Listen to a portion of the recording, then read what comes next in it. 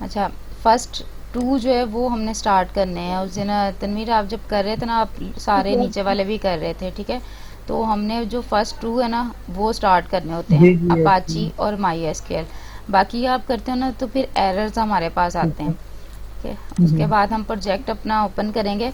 अगर तो सही है। आपका प्रोजेक्ट जो है वो रनिंग में है, इस तरीके से आ रहा है तो ठीक है, अदरवाइज़ आपने फाइल वाले में जाना है। यहाँ से फाइल के ऊपर जाएंगे, लेफ्ट साइड पे ये टॉप पे दिया हुआ है, उसके अंदर ओपन फोल्डर की ऑप्शन में जाना है। उसके बाद एच टी डॉक्स में जाएंगे और हम्म, जो आपका प्रोजेक्ट होगा उसके फोल्डर को क्लिक करके सिलेक्ट कर लेंगे, ठीक है। तो वो फोल्डर आपके पास सारा इसके अंदर जो है वो ओपन हो हम्म, जाएगा। अब हमने रन करना है प्रोजेक्ट अपना। अच्छा, तो उसके लिए हम क्या करेंगे, हम्म, यूआरएल में हम लोकल होस्ट लिखेंगे अपने सर्वर का, ठीक है। और इसके बाद हम लिखेंगे अपने प्रोजेक्ट के फोल्डर का नेम। हम्म, तो अगर तो याद है ठीक है, नहीं याद स्पेलिंग कंप्लीट, तो सिंपल आप जाओ एच डी डॉक के अंदर, वहाँ से आप अपना प्रोजेक्ट फोल्डर का नाम कॉपी करो और पेस्ट कर दो। स्पेलिंग सही। में कुछ मिस्टेक है, लोकल होस्ट, अच्छा यहाँ पे स्पेलिंग में मिस्टेक हो गई है।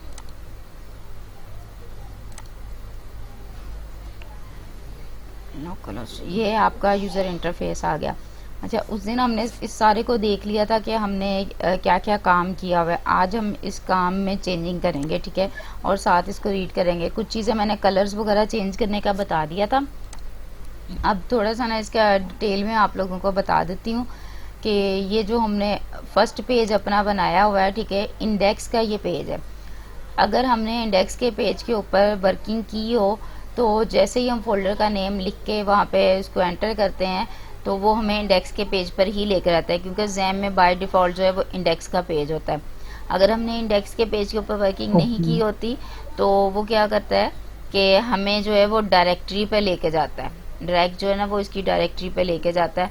और वहाँ पे हमें सारे पेजेस दिखा रहा होता है कि ये इसके अंदर पेजेस पड़े हुए हैं, इनमें से आपने किस पेज के ऊपर जाना है। तो मोस्टली हम लोग जो है वो डायरेक्टरी पे नहीं लेके इसको जाते, हम इंडेक्स के जो पेज है ना उसी के ऊपर वर्किंग कर देते हैं। अच्छा, ये मैंने आपको बताया था सीडीएन के बारे में। ये जो है ना वो हम इंटरनेट से लेते हैं अपना सीडीएन। और ये वाला जो है ना ये हमारी स्टाइल शीट है। ये इसका आपकी फ़ाइल के अंदर कोई यूज़ नहीं हुआ, बट मैंने ये सिर्फ एक चीज़ बताने के लिए लगाई हुई है सारी। आपके पास जो कोड है उसके अंदर भी ये लगी हुई है। इसमें हम क्या करते हैं, इसके अंदर हम इंटरनल सीएसएस करते हैं। जो सीएसएस हम यहीं पे हेड टैग के अंदर करते हैं वो हमारी इंटरनल है। जो यहाँ पे हम इसको लिंक दे के करते हैं वो एक्सटर्नल में आ जाती है। और जो सीएसएस हम उसी टैग के अंदर कर रहे हैं वो हमारी इनलाइन सीएसएस है।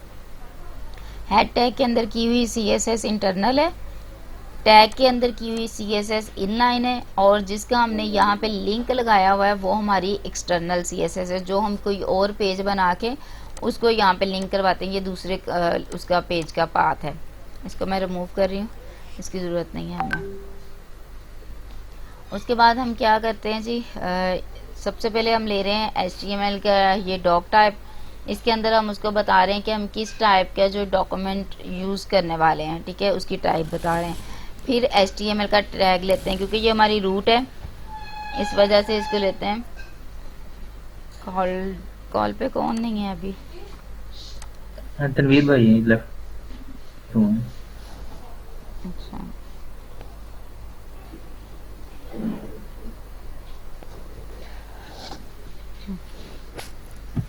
चले उन्हें ज्वाइन कर लेने दें, फिर ही आगे कंटिन्यू करवाती हूँ। जी जी। अच्छा, हम HTML जब बनाते हैं, ठीक है, ये हमारा कहाँ थे रूट हम के लोग? ये स्टार्टिंग से अभी किया है। HTML में हम अपनी रूट बता रहे हैं कि हम किस चीज़ में काम कर रहे हैं। एक मिनट, चलो उधर उधर जाओ मामा पास। अच्छा, HTML हमने ओपन किया है तो इसको क्लोज भी करना है। जो जो टैग हमने ओपन किया है उनको क्लोज भी करना होता है। उसके बाद ये जो मैंने लिखा है ना एट्रीब्यूट लैंग का, ये हमारी लैंग्वेज को डिस्क्राइब कर रहा है कि हम किस लैंग्वेज में काम करने वाले हैं। तो ये इंग्लिश इसमें हमने लिखा है, EN मतलब इंग्लिश है। फिर हम अपना हेड का टैग यूज़ करें। हेड के टैग के अंदर हम अपने सारे लिंक्स देते हैं, अपने टाइटल देते हैं पेज का, ठीक है। और इसके अलावा हम इसके अंदर इंटरनल CSS भी करते हैं। ये जो सारे लिंक्स हैं ये इंटरनेट से लिए गए हैं, ये ऑनलाइन लिंक्स हैं। ऊपर वाला बूटस्ट्रैप का लिंक है, सेकंड वाला jQuery का लिंक है, और ये थर्ड वाला जो है ना ये भी बूटस्ट्रैप का है, ये JS के लिए यूज़ हुआ है। ठीक है, तो आप चाहो तो ये वाला रिमूव कर सकते हो, क्योंकि ऊपर और ये वाला नहीं, ये ऊपर CSS वाला है उसकी, और ये JS वाला है, मतलब दोनों लगेंगे। अच्छा, फिर यहाँ पे आ जाता है ये मीटा का जो टैग, इसका क्लोजिंग टैग नहीं होता। इसमें हम ये 4 सेट UTF हम जो कर रहे हैं, ये क्या करता है, ये हमारे पास जितने भी करैक्टर्स हैं ना, दुनिया में जितने भी वर्ड्स बने हुए करैक्टर्स हैं, उनको ये डिफाइन करता है। इस एक वर्ड के अंदर हर वो करैक्टर पाया जाता है जो किसी भी लैंग्वेज का है, चाहे वो ग्रीक लैंग्वेज हो, चाहे वो जापान की हो, चाहे वो इंग्लिश हो, कोई भी मतलब लैंग्वेज हो, उसके वर्ड्स जो है ना वो इस लैंग्वेज के अंदर पाए जाते हैं। ठीक है, इस वजह से हम इसको सेट करते हैं। ये 4 सेट हमने किया, 4 सेट मतलब करैक्टर्स को हमने सेट किया है। फिर अगला जो हमारा मीटा आ जाता है, ये वाला जो है, और ये सेकंड वाला जो है, ये हम अपने जो आपका बना है ना, कोई भी पेज बना है या कोई प्रोजेक्ट बना है जो आप डिस्प्ले करवा रहे हो, कोई वेबसाइट बनी है, उसके व्यू पोर्ट को एडजस्ट करता है, उसकी एड्ज जो है उसको एडजस्ट करता है, हर तरह के सिस्टम के लिए उसको कंपैटिबल बनाता है। ये दोनों लिंक्स जो हैं, इसमें हम क्या करें, नेम का एक एट्रीब्यूट यूज़ करें। अच्छा, नेम का एट्रीब्यूट एक इंतहाई इम्पोर्टेंट एट्रीब्यूट है। अब एट्रीब्यूट की क्या पहचान है, आपको सबसे पहले समझना होगा, जो भी वर्ड इस साइन के अंदर लिखा हुआ है, ग्रेटर देन और लेस देन के साइन के अंदर, वो हमारा टैग है।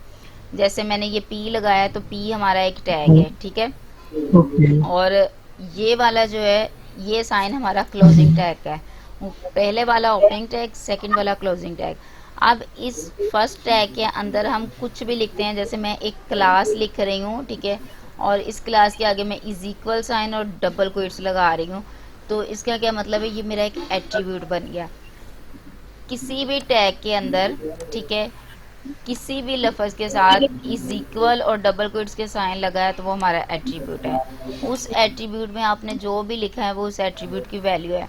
अब जैसे मैंने एक क्लास बनाई है, अगर मैं यहाँ पे बनाती हूँ क्लास, ये नैव की बना लेती हूँ, नैव बार की बना लेती हूँ, तो ये हमारी बन गई नैव बार की क्लास। ठीक है, अब यहाँ पे जो दिया ना नेम का एट्रीब्यूट, इसके अंदर हमने जो भी वैल्यू देनी है वो उस चीज़ से रिलेटेड होगी जिसको आप किसी दूसरी चीज़ के साथ लिंक करवा रहे हो। अब यहाँ पे हम इसको बता रहे हैं कि हम अपने प्रोजेक्ट को जो है वो हर तरह की डिवाइस के लिए कंपैटिबल बनाने वाले हैं। ठीक है, इसलिए हम उसका व्यू पोर्ट सेट कर रहे हैं। दूसरा, नेम का एट्रीब्यूट हम लोग अपनी PHP के साथ अपने फ्रंट एंड को लिंक करने के लिए भी यूज़ करते हैं।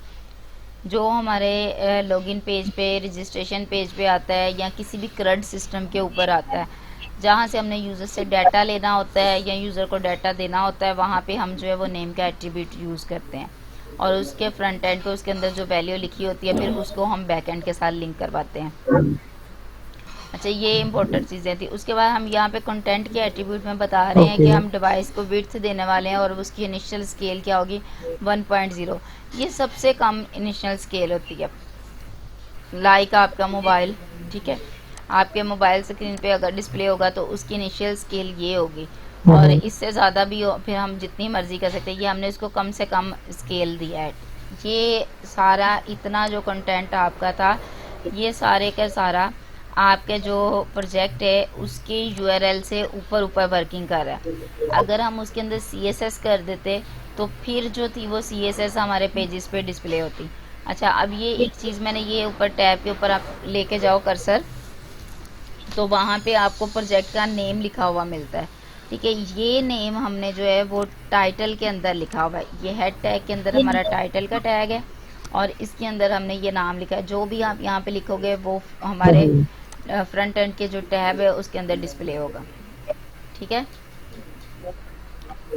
अच्छा, फिर अगली चीज़ हमारे पास आ जाती है बॉडी। ठीक है, जो चीज़ भी आपने पेज पे डिस्प्ले करवानी है वो हम बॉडी के अंदर बनाएंगे। ठीक है, जो भी है, कुछ भी आपने डिस्प्ले करवाना है वो बॉडी के अंदर। मैंने बॉडी का टैग लिया और उसके अंदर मैंने कलर जो है वो लगा दिया है। ठीक है, कलर लगाने के लिए हम क्या कर रहे हैं, स्टाइल का एट्रीब्यूट यूज़ कर रहे हैं, जो कि हम इनलाइन CSS कर रहे हैं। स्टाइल के एट्रीब्यूट के अंदर हम बैकग्राउंड कलर की प्रॉपर्टी पहले देते हैं और फिर कॉलन साइन के बाद हम जो है उसकी वैल्यू देते हैं उस प्रॉपर्टी की। अब ये वैल्यू आप चेंज कर सकते हो। अब इसको अगर आपकी सुपरवाइज़र कहती हैं, फ़र्ज़ करें कि ये जो आपका बैकग्राउंड कलर है इसको चेंज करें, तो और उन्होंने ये भी आपको कहा है कि आपने ये वाली CSS रिमूव करके फिर वाइट में आ आपने रहा है, करना है। जी, क्या कह रहे हैं? जो वाइट में आ रहा है या जो ऑरेंज आ रहा है? जो ऑरेंज आ रहा है, अरे ऑरेंज अरे तो बात ऑरेंज करो, जो ऑरेंज। वाइट में आ रहा है या जो ऑरेंज नहीं में? नहीं, ऑरेंज आ रहा है। हमने बॉडी के अच्छा अच्छा, ऊपर ठीक है, बैकग्राउंड कलर ओके। लगाया है।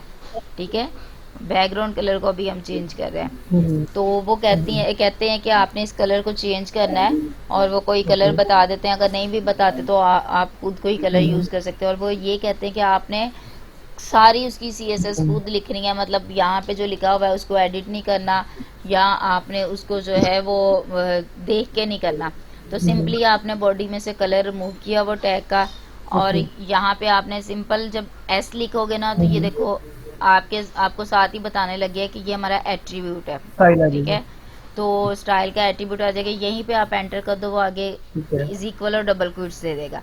अब अगर मैं यहाँ पे दिखाऊँ आपको, हेड टैग के अंदर मैं करने लगी हम्म, हूँ। तो हेड टैग के अंदर भी हम कैसे करते हैं, हम स्टाइल को यूज़ करते हैं। ठीक है, और ये जैसे ही मैंने स्टाइल लिखा तो ये मुझे बता रहा है कि ये मेरा टैग बन रहा है।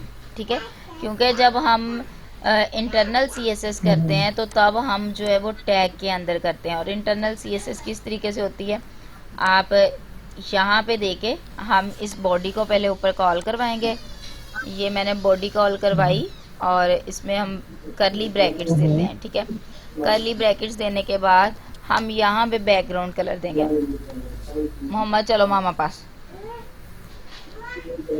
बैकग्राउंड का मैंने इतना सा ही लिखा है अभी, तो ये सारे बैकग्राउंड की जितनी भी प्रॉपर्टीज़ है ना, वो सारी डिस्प्ले होना शुरू हो गई हैं। ठीक है, हमें पता चल रहा है कि यहाँ पे हमने किस प्रॉपर्टी के अंदर जाना है। तो अच्छा, वो हम बॉडी पे कर रहे थे। ये मैं उसी बॉडी वाले का काम जो है वो इंटरनल CSS में आपको बता रही हूँ। मामा पास जाओ। ओके। 1 मिनट ज़रा मैं इसको भेज दूँ। ठीक है।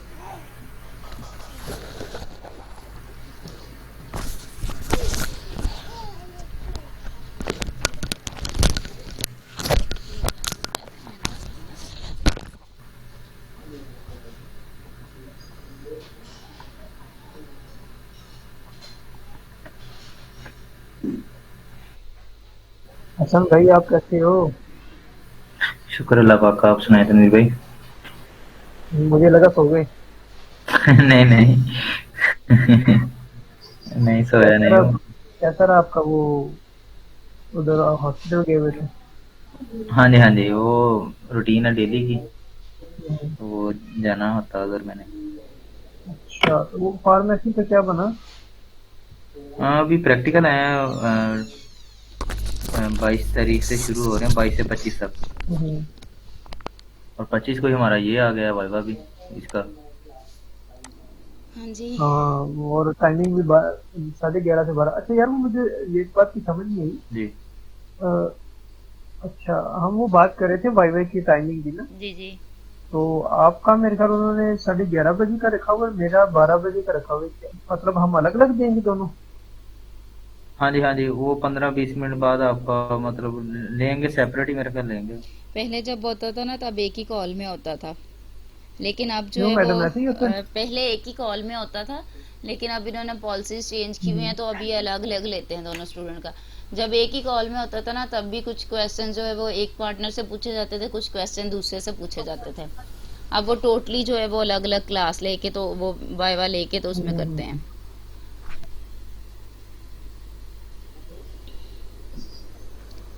अच्छा, अच्छा, इससे चलो, पहले कि फिर बस आ जाए ठीक है, वो, ओके। तो हम इसको कंटिन्यू करते हैं आगे। अच्छा, अभी मैंने ये जो हम स्टाइल यहाँ पे हाँ हाँ बॉडी हाँ, में बिल्कुल। लगा रहे थे ना, CSS कर रहे थे, वो इन लाइन कर रहे थे। मैं आपको साथ में इंटरनल CSS इसलिए करके बता रही हूँ कि अगर वो कहते हैं तो हमने यहाँ पे इंटरनल किस तरीके से करनी है, ठीक है। जिस चीज़ के ऊपर आपने CSS करनी होगी उसको यहाँ पे पहले कॉल करवाएंगे। अगर हम क्लास या आईडी बना रहे हैं तो फिर हम उसको कॉल करवाएंगे। अगर हम नहीं कर रहे उसको, सिंपल हम कोई टैग यूज़ कर रहे हैं उसको कॉल करवा रहे हैं, तो उसको इस तरीके से कॉल करवा के हम ब्रैकेट्स लगाएंगे, ठीक है।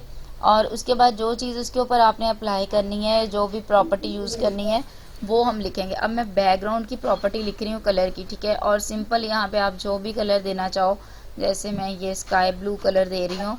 आगे हमने सेमी कॉलन लाजमी डालना है।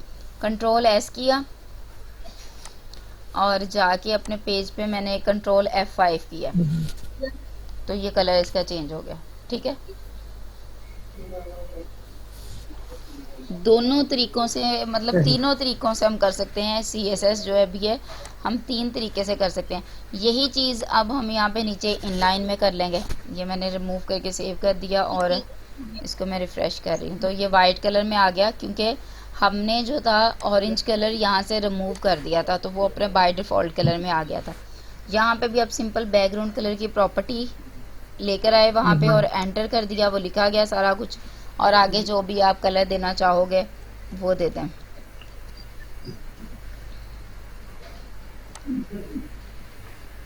ठीक है। ये हो गया हमारे कलर्स का। अब हम बात कर रहे हैं कंटेनर की, ठीक है। हमने एक डिव बनाई है। डिव क्या करती है, आपके लिए एक मखसूस एरिया जो है वो सिलेक्ट कर देती है। कंटेनर क्या करता है, कंटेनर भी यही काम करता है, आपके लिए एक मखसूस जगह सिलेक्ट कर देता है जिसके अंदर रह के आपने काम करना होता है। जैसे मैंने ये कंटेनर बना लिया, ठीक है, इसके अंदर हम काम करेंगे।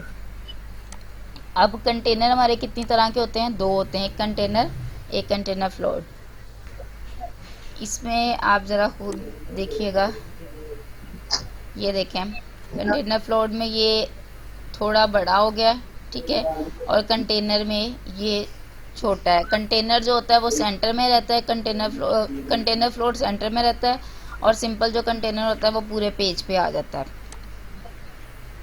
ठीक है। दोनों में यही फ़र्क है, एक पूरे पेज में ले आता है, एक सेंटर में रखता है। तो इसके बाद जो हमने इस पर किया है, मार्जिन इसको दे दिया। जितना मार्जिन आप टॉप देते हो, स्पेस देना चाहते हो वहाँ पे दे सकते हैं। ये मैंने उस दिन आपको करके बताया था कि अगर हम इसको टॉप देंगे ना तो ये बॉटम की तरफ आएगा, अगर बॉटम देंगे तो ये टॉप की तरफ जाएगा। और जितनी आप इसमें स्पेस देना चाहते हो उतना आपको यहाँ पे अपनी मर्ज़ी से एडजस्ट करना पड़ेगा। अब जैसे मैंने 65 पिक्सल सिंपल कर दिया है। अभी ये देखें ऊपर से नीचे की तरफ ये कितनी स्पेस है, लेकिन जैसे मैं पेज रिफ्रेश करती हूँ तो ये काफ़ी ऊपर चला जाता है क्योंकि हमने 65 पिक्सल्स का उसको स्पेस दिया था, मार्जिन दिया था, ठीक है। अब सर अगर आपसे पूछते हैं कि मार्जिन हम क्यों यूज़ करते हैं, मार्जिन भी हम स्पेस देने के लिए यूज़ करते हैं, पैडिंग भी हम स्पेस देने के लिए यूज़ करते हैं। दोनों में फ़र्क क्या आता है,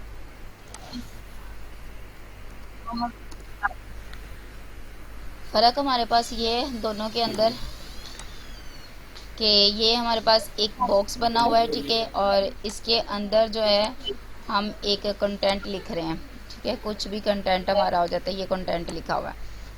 अब इस कंटेंट के ये ऊपर वाले एरिया में ये स्पेस, ये साइड वाली स्पेस, ये नीचे वाली स्पेस और ये वाली स्पेस, ये जितनी भी स्पेस है ना ये हमारी पैडिंग है।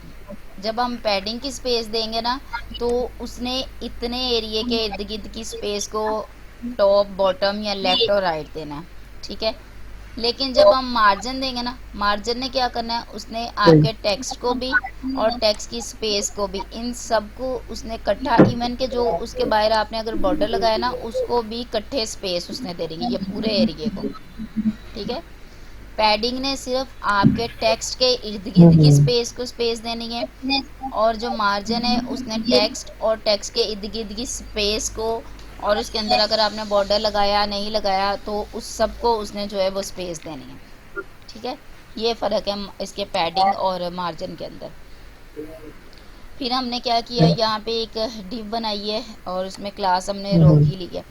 रो क्या करेगी, आपके ये जैसे कंटेनर बना है और ये कंटेंट हमने लिखा है ना, इनकी रोज़ बना रही है। ये स्टूडेंट रजिस्ट्रेशन की एक रो बनी है, ये अगले वाले की दूसरी रो बनी हुई है, तो ये हमारे पास रोज बना रही है।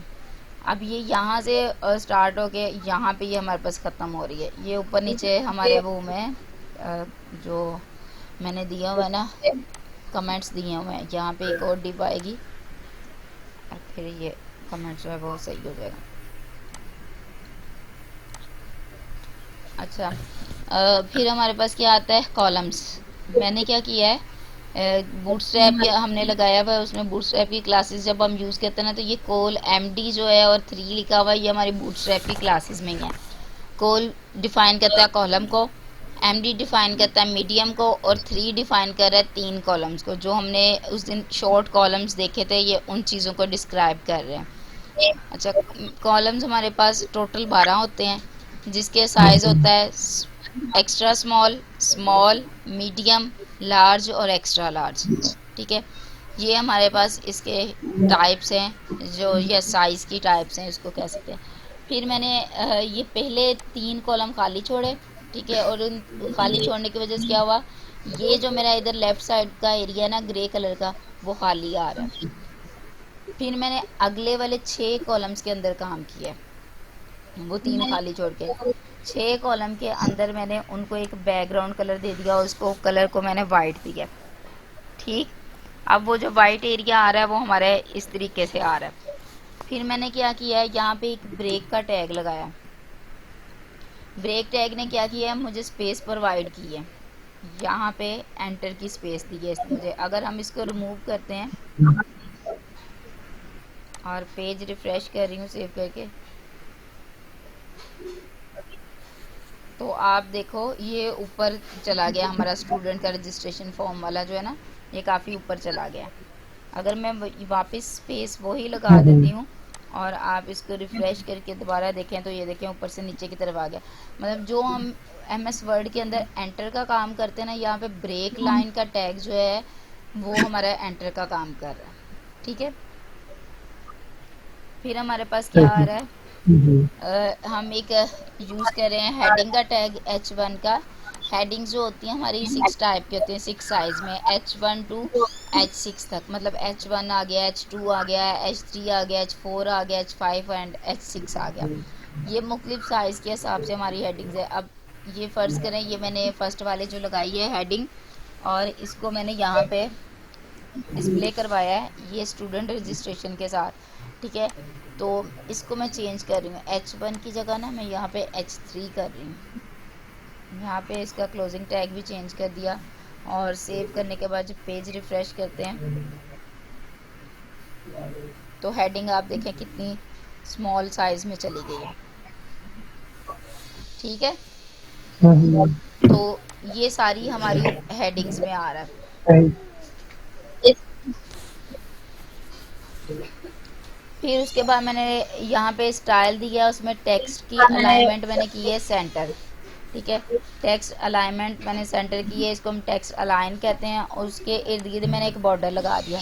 अब बॉर्डर में यहाँ पे आप ज़रा देखिएगा फ़र्क क्या आता है। ये जो हमने बॉर्डर लगाया है ब्लैक कलर का, इसको मैंने दिया है सॉलिड। ठीक है, पहले हमने बताना है हम किस टाइप का बॉर्डर लगाने वाले हैं। ये मैं अगर रिमूव करती हूँ ना सॉलिड को, और ये देखें बॉर्डर उसका ख़त्म हो गया। सॉलिड की जगह अगर मैं यहाँ पे डॉटेड लिखती हूँ ना, ये डॉटेड बॉर्डर है हमारा, तो ये हमारे डॉट्स लगा देगा इर्द गिर्द इसके बॉर्डर के। ठीक है, अगर मैं डैश लिखती हूँ डैश लगा देगा। अगर मैं इसको सॉलिड लिखती हूँ, ये सॉलिड एक लाइन लगा देगा। हमारे पास बॉर्डर की बहुत सारी टाइप्स हैं, इनके अलावा भी जो है ना काफ़ी ज़्यादा टाइप्स हैं। तो आप जिस तरीके का मतलब यहाँ पे लगाना चाहते हो वैसा लगा सकते हो। उसके बाद हमारे पास आ जाता है कलर उसका। ठीक है, उसकी जो वैल्यू हमने देनी है, कलर आप जो मर्ज़ी अपनी मर्ज़ी का लगा सकते हैं। यहाँ पे वाइट कर देती हूँ। ठीक है, और फिर उसके बाद हम क्या कर रहे हैं, यहाँ पे उसकी जो है ना ये बॉर्डर जो हमारे पास दिया हुआ है, इसकी आउटलाइन को वो थोड़ा थिक करना चाहते हैं या किस वे में हम रखना चाहते हैं, वो हम यहाँ पे उसको बताते हैं। ये मैंने 5 पिक्सल में दिया है, तो ये थोड़ा उसको बड़ा कर देगा इस तरीके से। ठीक है, इसको वापस मैं ब्लैक कर देती हूँ।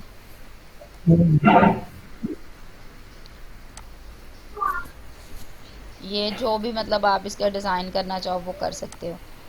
आगे मैंने क्या किया है, बैकग्राउंड कलर दिया हुआ है, ठीक है, ऑरेंज। इसको मैंने, ये जो बैकग्राउंड कलर हमारे पास आ रहा है ये ऑरेंज किया हुआ है। जो यहाँ पे आप देना चाहो अपनी मर्ज़ी से इसको कर लेना। और टेक्स्ट का कलर हमने वाइट किया। टेक्स्ट कलर देने के लिए हम जस्ट कलर की प्रॉपर्टी लिखते हैं और जो भी कलर आप देना चाहते हो वो दे सकते हैं। फिर ब्रेक टैग और सेम प्रोसेस जो है वो मैंने यहाँ नीचे किया है, ठीक है। फिर मैंने इस नीचे वाले पे क्या किया, उस कंटेंट पे एक मैंने लिंक लगा दिया, ठीक है। उसके लिए हम क्या करते हैं, एंकर का टैग लगाते हैं और एंकर टैग में हम हरीफ का जो है वो एट्रीब्यूट यूज़ करते हैं, ठीक है। उस एट्रीब्यूट के अंदर हम पाथ देते हैं उस फाइल का जिस जगह पे हमने वहाँ भेजना होता है किसी को। अब मैंने यहाँ पे चेक अंडरस्कोर आईडी के नाम की फ़ाइल बनाई हुई है। अगर ये फ़ाइल किसी फोल्डर में पड़ी होती, ठीक है, तो मैं यहाँ पे जो है बैकस्लैश दे के और मैं उस फोल्डर का नाम लिखती। जैसे अभी ये मैं डमी एक नाम लिख रही हूँ, ठीक है।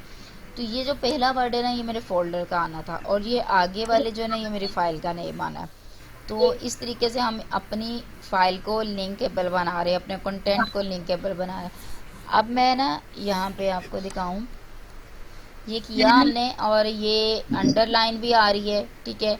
और इसका कलर भी टेक्स्ट का जो ब्लू कलर, बट मैं चाह रही हूँ कि इसका टेक्स्ट का कलर ब्लैक हो जाए, मुझे ब्लू कलर नहीं चाहिए। तो ये जो मैंने पीछे हेडिंग का टैग लगाया हुआ ना, उसी के अंदर मैं इसकी CSS करती हूँ। तो आप देखिएगा कि हमारे पास CSS जो है वो अप्लाई नहीं होगी।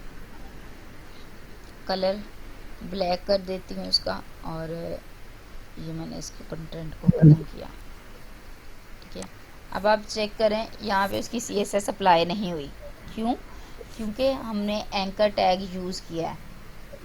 एंकर टैग एक हाकिम टैग है, ठीक है, जो कहता है कि जिस जगह पे भी मैं काम कर रहा हूँ, चाहे कोई मेरे से पहले है, चाहे कोई मेरे बाद है, चाहे कोई मेरे टैग के अंदर काम कर रहा है, उन सब के ऊपर मेरी हुक्मरानी हो, ठीक है।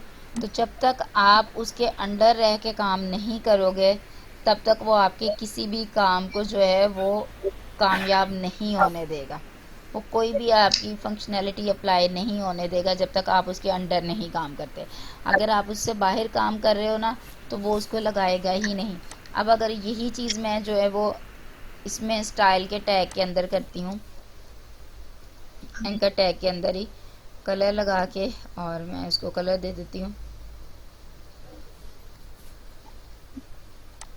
मैं सेव करके साथ साथ कंट्रोल F5 से रिफ़्रेश करें तो ये देखें इसके पीछे कलर लग गया टेक्स्ट के ऊपर। अब मैं चाहती हूँ इस टेक्स्ट का भी जो है ना यहाँ पे हम लोग जो है जो अंडरलाइन हो रहा है बार बार उसकी डेकोरेशन को नन कर दूँ। तो मैं क्या करती हूँ, टेक्स्ट डेकोरेशन ये प्रॉपर्टी यूज़ करती हूँ, ठीक है, और इसको मैं नन कर देती हूँ।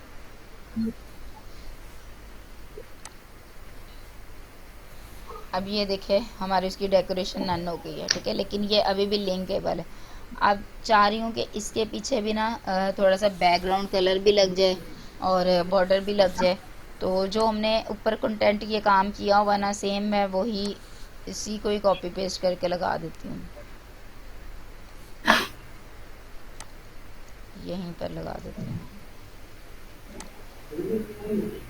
तो ये देखें अगर आपने यहाँ पे चेंज करना है तो वो आपकी मर्ज़ी है। इसका जो भी आप बॉर्डर का चेंज करना चाहते हो, मैंने डॉटेड किया होता सॉलिड वापस कर रही हूँ इसको, तो वो कर देते हैं हम, तो ये उसी हिसाब से बन जाएगा। ये देखिए, ठीक है। अब अगर हम चाहते हैं ना कि इसके इर्द गिर्द कंटेंट, अब देखें बॉर्डर बिल्कुल उस कंटेंट के साथ जुड़ा पड़ा हुआ है, तो इसी को अगर मैं यहाँ पे देती हूँ पैडिंग, ठीक है, पैडिंग अब मैं टॉप से दे रही हूँ, मैं इसको देती हूँ 10 पिक्सल्स दे देती हूँ, ठीक है। जैसे मैंने टॉप की दी उसने बॉटम की भी एडजस्ट कर दी और साइडों पे भी एडजस्ट कर दी। और ये अभी भी लिंकेबल है, इस पर क्लिक करोगे आप अगले पेज पे ले जाएगा आपको, ठीक है। ये यहाँ तक जो था ना हमारा सारा ये इसका कंटेंट था। ये मैंने दोबारा ब्रेक टैग दिया हुए हैं थोड़ा सा उसको अपने कंटेंट को नीचे लेकर आने के लिए। और ये मैंने लास्ट में फिर जो है ना वो 3 कॉलम खाली छोड़ दिए थे, और बाकी ये हमारी डिव्स क्लोज हुई हैं। ये इतना काम हमारे फर्स्ट पेज का था। अब हम नेक्स्ट किस पेज पे किए हैं, हमारा जो है वो चेक आईडी का पेज है, जिसके ऊपर हमने क्लिक किया था टेक्स्ट के ऊपर, और वो हमें इस पेज पे लेके गया था। लॉगिन। तो हम उस पेज पे वापस आ जाते हैं, ठीक है। इस चीज़ को हम बाद में देखेंगे, पहले फ्रंट एंड इसका देखते हैं। सेम वही फ्रंट एंड जो पीछे अच्छा, की एक है। बात मैं यहाँ पे ऐड करूँ। जी जी जी बोलें। पहले हम इस पे काम ना कर दें खुद, थोड़ा इतने सा। पेज पे ही? ये जो इंडेक्स पेज है, ठीक है, कर लें, कोई मसला नहीं। हाँ, जैसे आपने चेंजिंग की है